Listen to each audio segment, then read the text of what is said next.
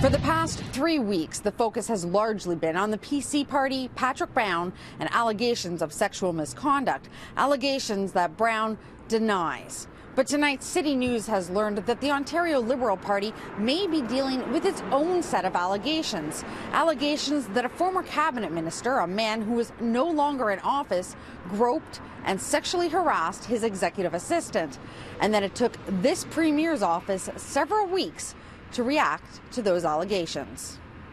And the first thing she heard back from after writing this, sending this email to the Premier was a communication from the Premier's lawyer. And she felt intimidated, and then she contacted me, and my advice to her was not to speak to the Premier's lawyer and to ask that he put his questions in writing.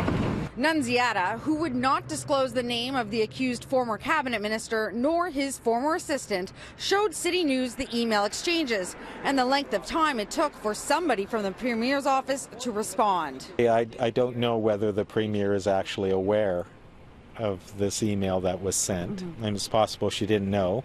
If she didn't know, then those who did know, in my view, ought to be fired immediately.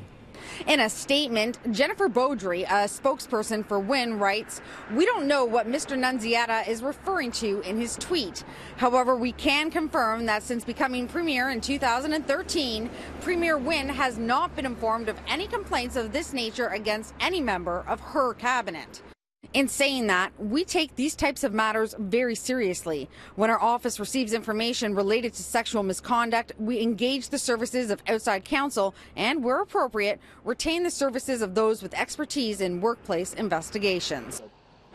Nunziata, a former Liberal MP, says the allegations date back to when Dalton McGuinty was Premier and that his client isn't seeking financial compensation or pursuing criminal charges, despite his advice to report it to the police. Instead, he says she's looking for the party to develop an appropriate procedure for investigating and handling these allegations. She's not looking for compensation. She's just wants the people involved to be held accountable.